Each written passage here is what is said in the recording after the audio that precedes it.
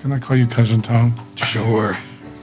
We're both Bennett, so. I'm Tom Bennett. You're listening to Gospel Tangents. It's the best source for Mormon history, science, and theology. I'm Rick Bennett. I'm excited to have Tom Bennett on the show. Now, both of us are Bennetts, but we're not related to each other. Tom's a Georgia Bennett. My Bennetts hail from Pennsylvania. So anyway, we're going to talk to Tom about his conversion story, first to the LDS Church, actually first to the Protestant Church, second to an LDS Church, and then third to Centennial Park. So he's going to tell about, the appeals of fundamentalism. We'll learn a little bit more about Centennial Park history, as good as he knows it. And so you won't want to miss this conversation. Check it out. Welcome to Gospel Tangents. I'm excited to have the first member of Centennial Park on my podcast. Could you go ahead and tell us who you are and give us a little bit of your background? Sure. My name is Tom Bennett, and not related, by the way. No, not related. He's the greater, I'm the lesser.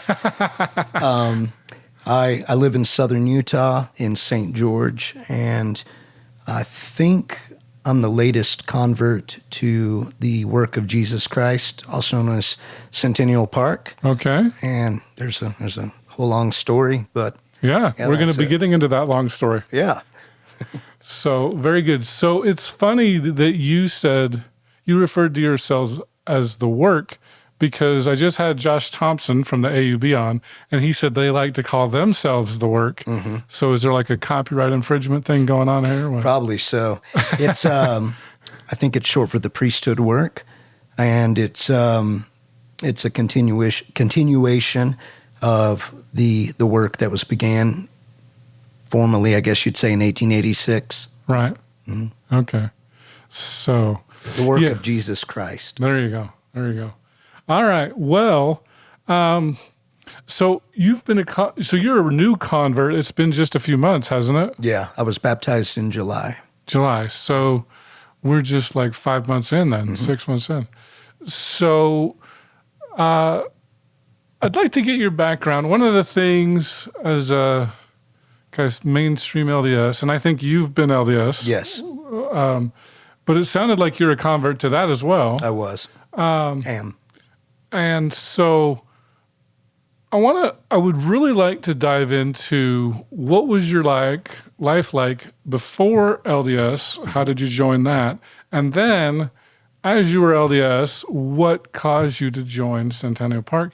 Because it sounds like you are at least familiar with some of the other groups out there. Yes. And why did you choose Centennial Park over some of the others? But let's start back here. What were you before you were LDS? So I grew up in Georgia. Okay. And my family, we didn't practice any religion. Okay. I was just, came from a military family. There's a lot of military in Georgia because of the Civil War. Yeah. Yeah. And a lot of forts still there. Right. And so my family just raised me with Southern values, just decency. I'm trying to remember is it Fort Benning? Yeah, Fort Benning's one of them. I think there's more than that. Because I served at Fort Stewart, Fort Jackson, Shaw Air Force Base, which is in South Carolina, Fort Gordon. Did I say that one already? Anyway, I was always in an Army or an Air Force base, it seemed like. That makes sense. Yeah. So the Civil War was, we invaded and we never left. Yeah. I mean, the little farm I grew up on, we'd find bullets and things occasionally. Oh, really? And if you grew up in the South, it's still something that's a lingering presence, the history of the Civil War. You still hate Sherman? Oh, yeah. Burned our family farm down. That's right. Yeah. Well, and so just for the record, so you're a Southern Bennett. Mm-hmm. I'm a Northern Bennett. My Bennetts are from Pennsylvania. And so, we don't have to refight the Civil War again. But yeah. Good. I have no interest in doing that. So you grew up in Georgia. Yes. And in a non-religious family. Is that right? Yep. Yeah, no religion.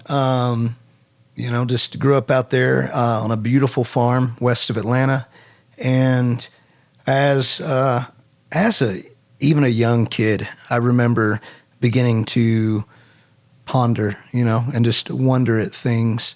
And growing up on that farm, it was a very diverse ecological environment. You know, we had hayfields and swamps and creeks. And as a young kid growing up on 100 acres of that, it was very easy to just get taken in thought and begin to wonder about the nature of things and of existence.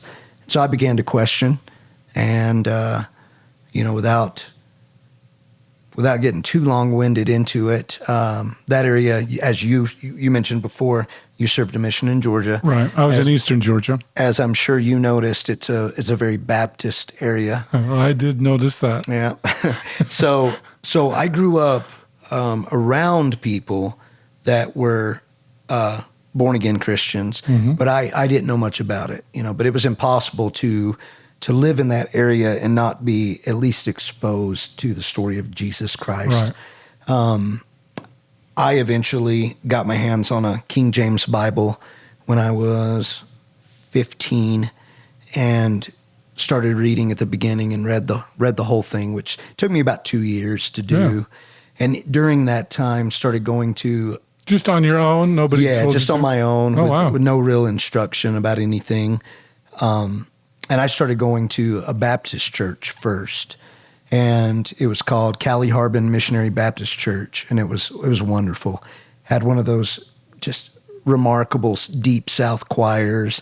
The preacher that looked like Johnny Cash would jump up and down and the Lord told us. You've probably heard it. Mm-hmm. It's phenomenal, and it was wonderful to hear.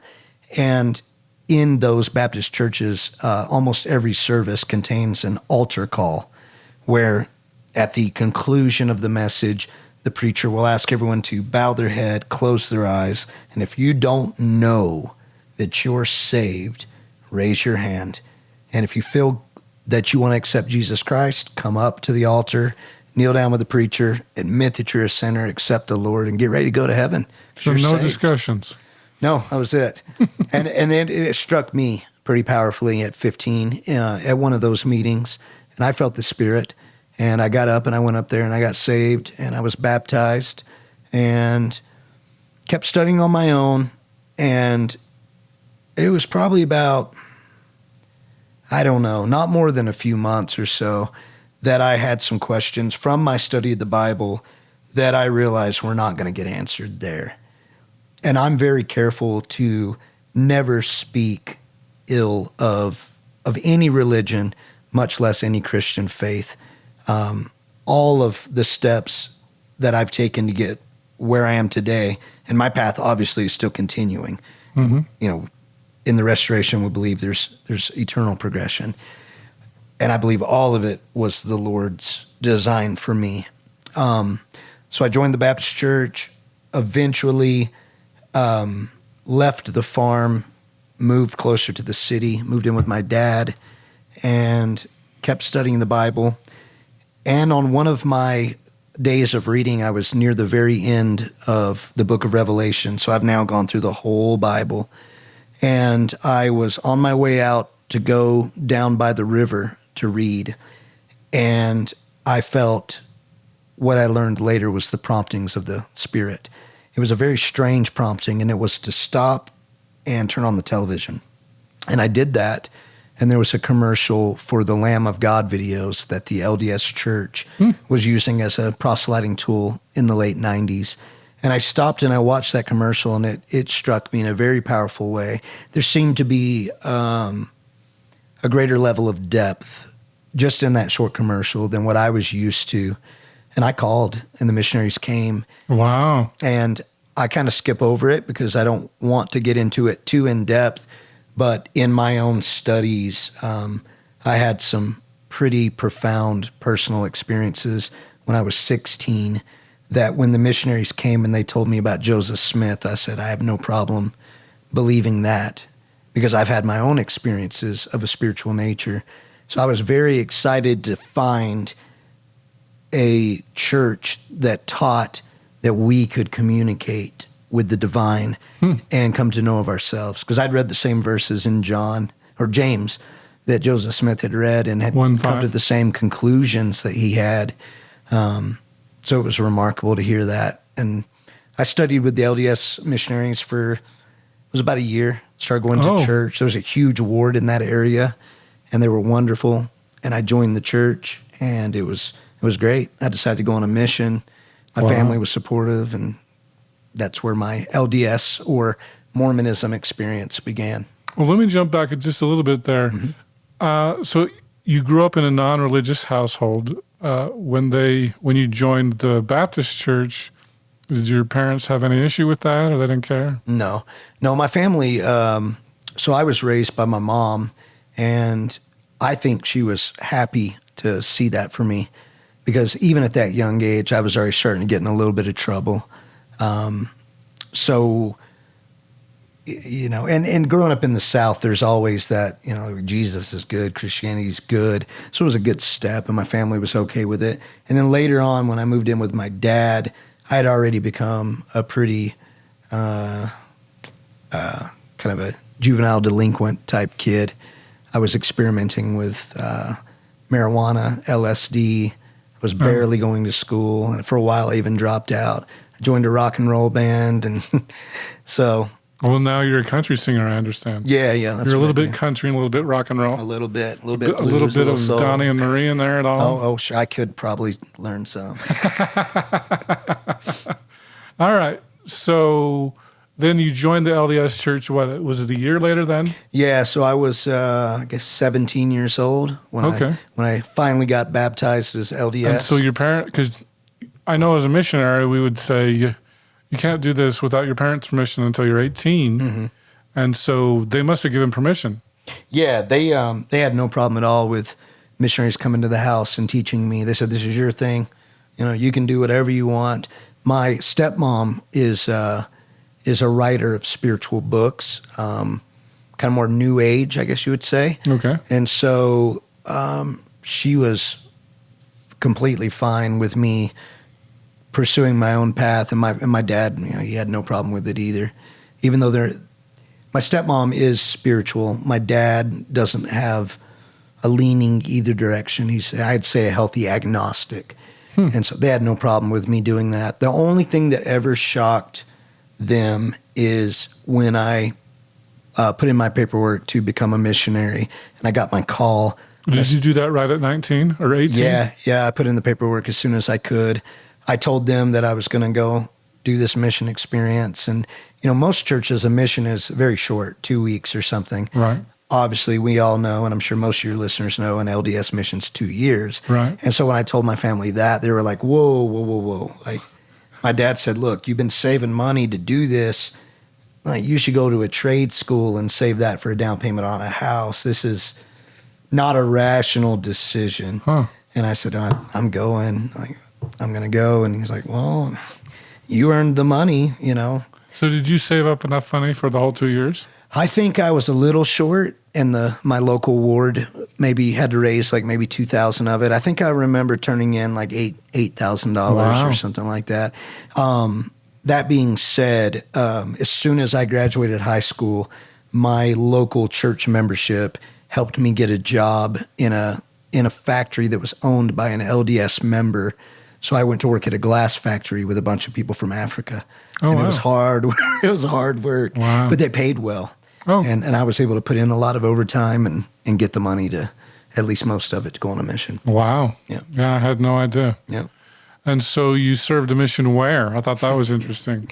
I got called to the Utah Ogden mission. And I was, before you even asked, I was elated. Oh, I was really? so excited. Anywhere I was going to go, I was excited. I already got my patriarchal blessing, and I was looking forward to any opportunity to be a missionary. And so getting called to Utah, my brain was thinking, I'm going to have the opportunity to learn so much more about the gospel. Yeah. And boy, did I. Yeah, I'm sure. Yeah, missionaries were great places to learn, that's for sure. But to kind of take this conversation the direction that I know you want to talk about, my path into fundamentalism actually began in Georgia. Oh, really? Yes. Oh. Yeah. I'm trying to decide whether I want to go there or to go with the mission. Where would you want to go? Well, let's touch on the roots of the fundamentalist thing, because Okay. that colored the whole next part of the experience. So as I joined the church, The LDS Church. Yep, the LDS Church. Like I said, we had a big ward in my area in Georgia, which is probably surprising. Is it in Atlanta or somewhere else? This was the Lilburn, Georgia stake. Lilburn. And I think there were 350 active members in the ward. And there was another ward close by, too, of the same size.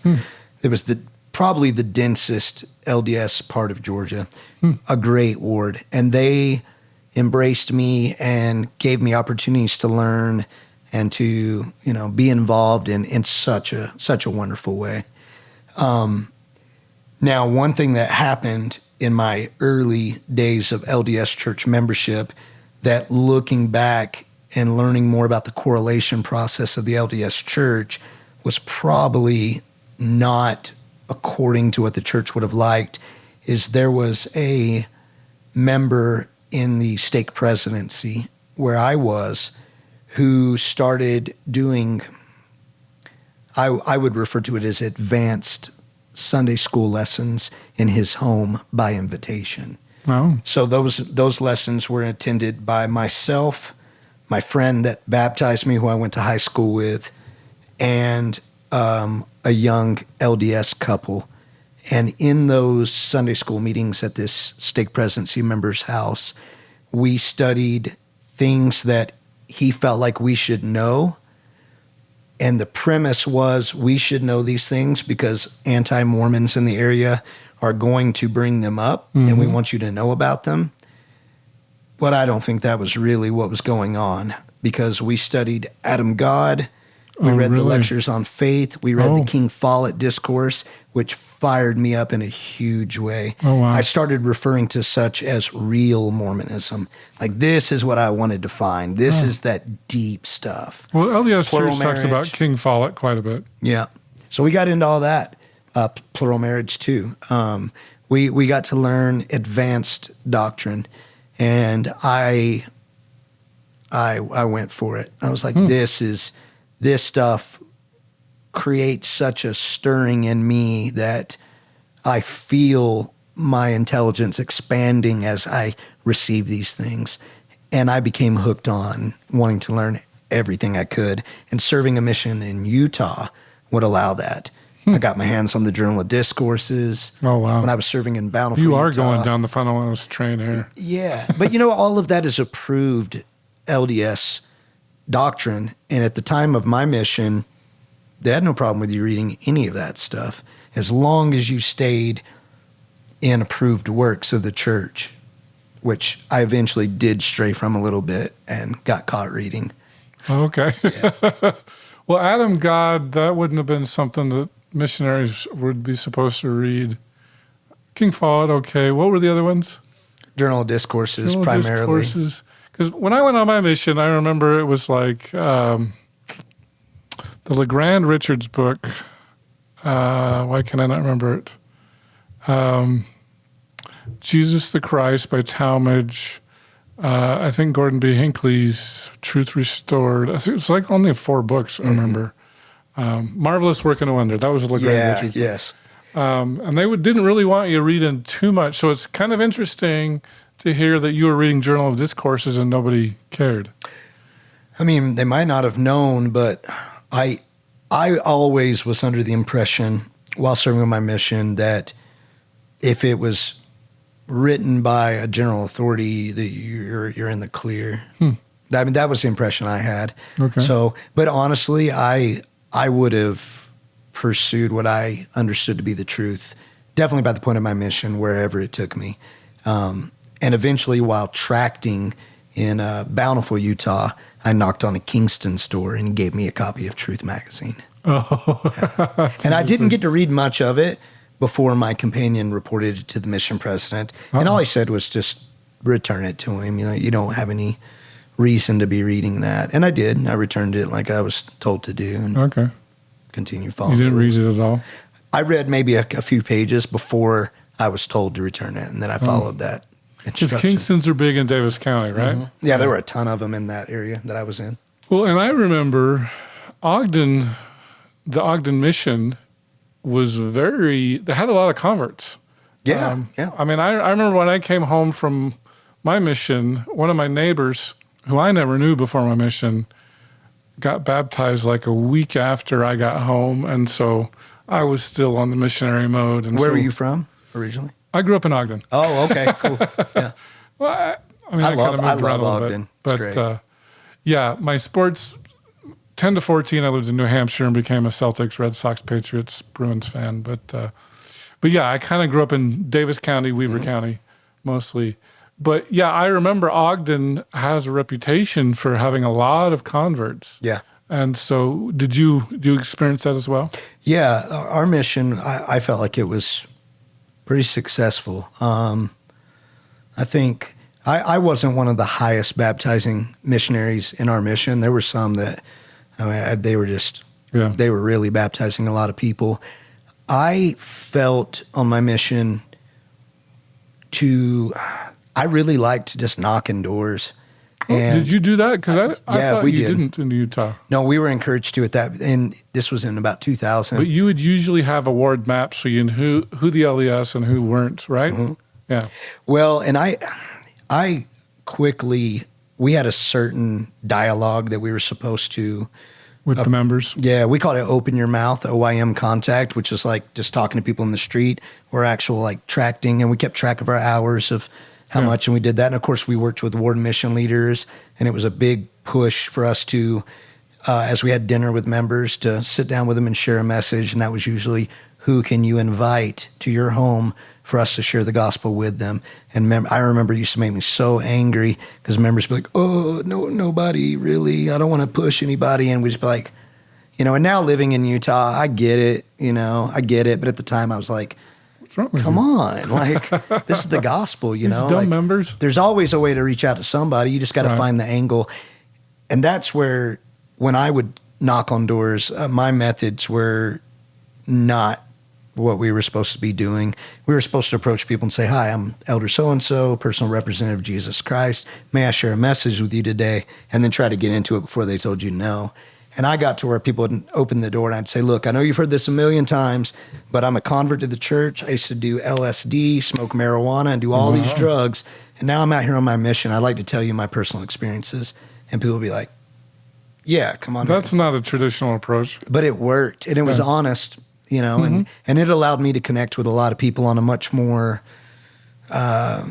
just on their level, because most people, if you're not in the church, you drink a little bit, you do drugs here and there or something, or you have experience with it. And people are curious about hearing how that change could take place. And yeah, I bet. Yeah, anyway, it was a great experience. And I think my mission, being in Utah, we had the opportunity to get our hands on the literature, meet people who had been members for a long time and come from long lineages. Several generations. Yes. And get to meet these people and get exposed to whatever doctrines we had questions about. And much like this member of the stake presidency, when I would find people in all my areas that wanted to talk deeper doctrine. And that really came to a head when I was serving in Bountiful, Utah. I met a Salt Lake Temple sealer who he picked up on the fact that I was open to learn whatever I could. And he would say, well, what do you want to talk about tonight? Let's talk about the ministering of angels. Let's talk about the second anointing. Let's talk about the second comforter. Let's talk about calling an election made sure. Wow. Let's talk about all these things. And we had some great conversations until they got to a point where this Salt Lake Temple sealer, as we got to know each other better and better, revealed to me that he was secretly practicing plural marriage. He had 2 wives. And he wanted me to marry his daughters. He wanted you to marry his daughters? Yes. Oh, wow. And it got to the point where I thought, I believe in this stuff, but I don't. Am I going to do it? And I politely declined. And I will tell you truthfully, from that moment, the Spirit left me in large degree. And I did finish my mission shortly thereafterwards. I did the full 2 years.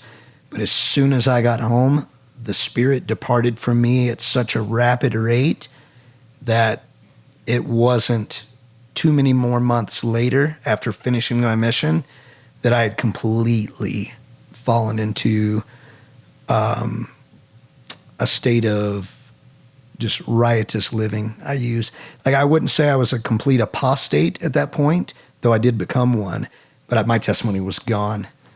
And I did move back to Utah as a completely inactive member. I liked Utah, so I came back, and I spent 20 years just going wild.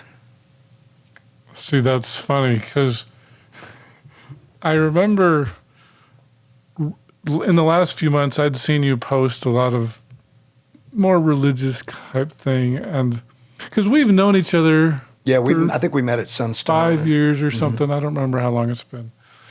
Because, I've seen you at Sunstone and that sort of a thing.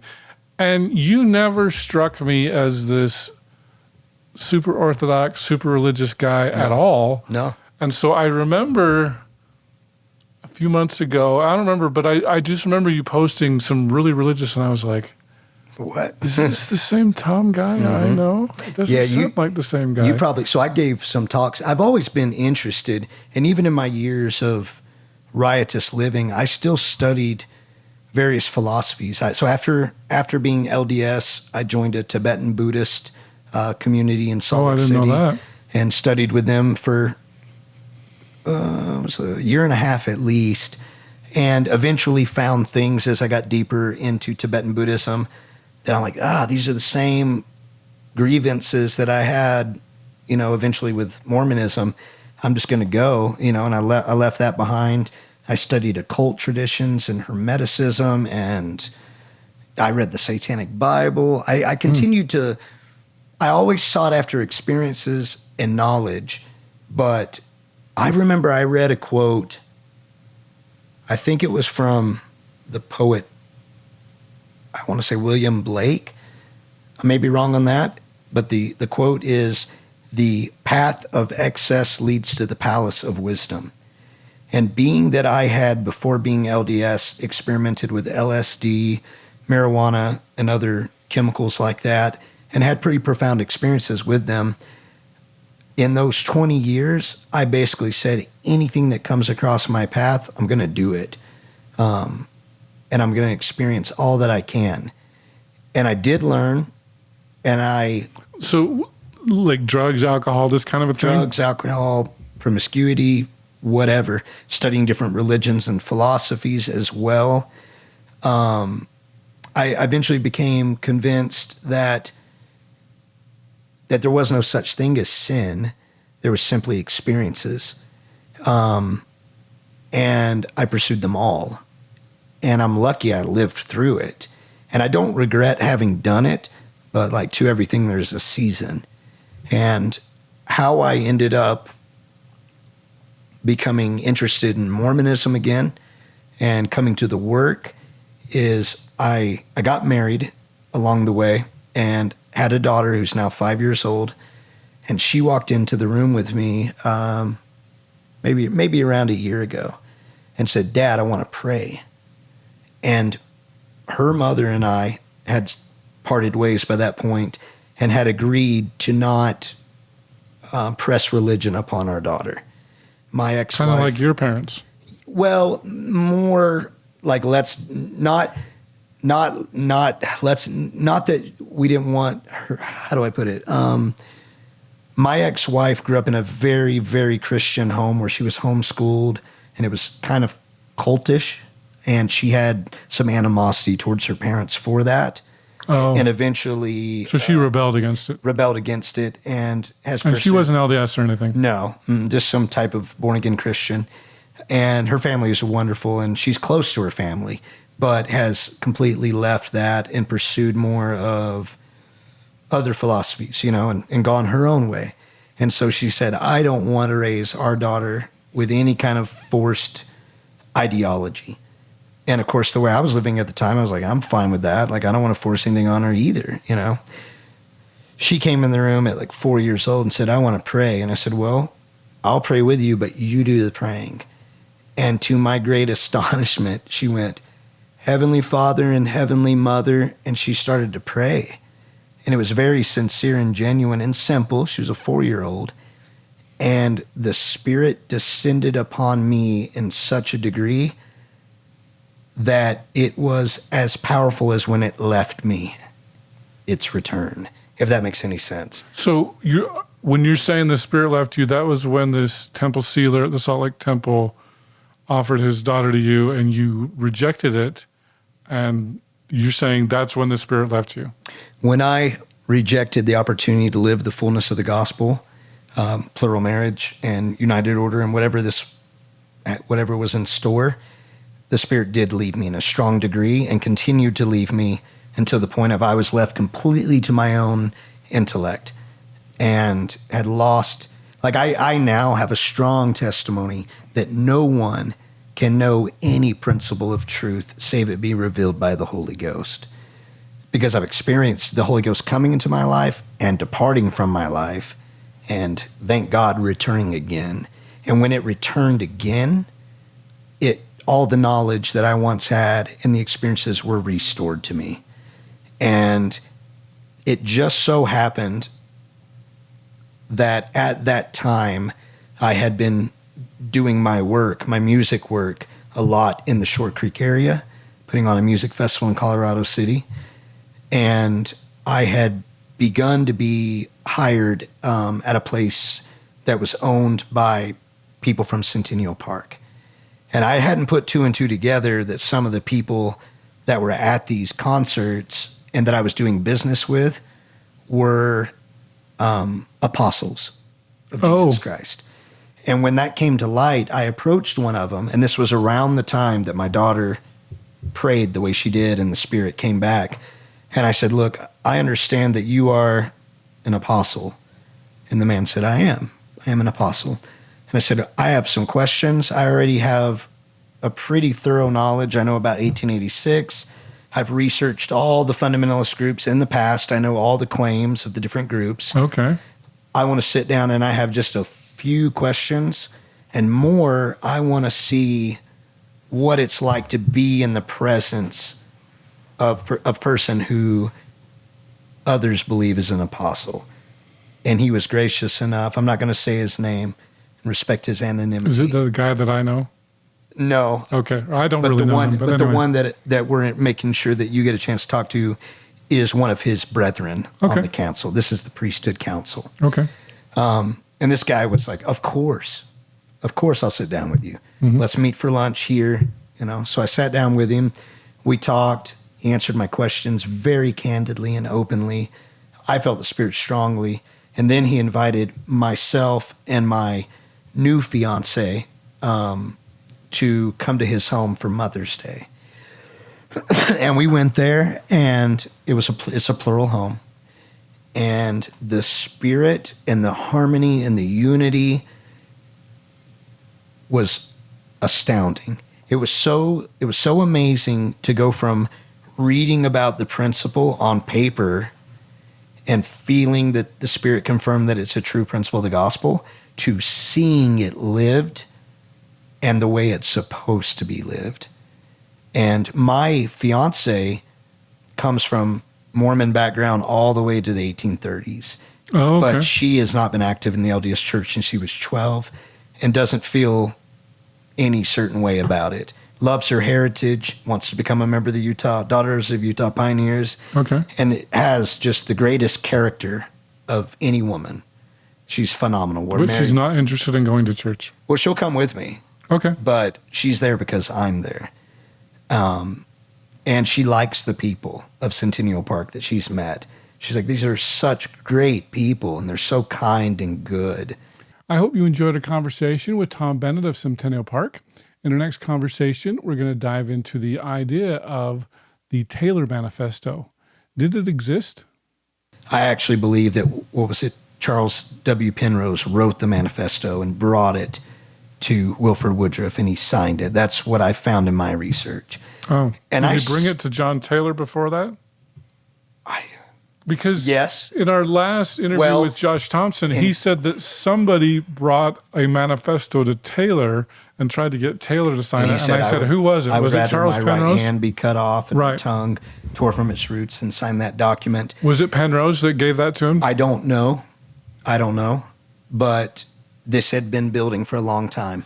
Yeah, The well, church, there's a lot of pressure. I know that you know, and probably most of your viewers know, that the temporal salvation of the church was at great jeopardy. Thanks for listening, and I hope you to continue to enjoy Gospel Tangents. Consider becoming a Patreon or go to gospeltangents.com/shop, and you can get a cool tie, a hat, or even a nice mug. You can also get a sweatshirt. So check it out at gospeltangents.com/shop.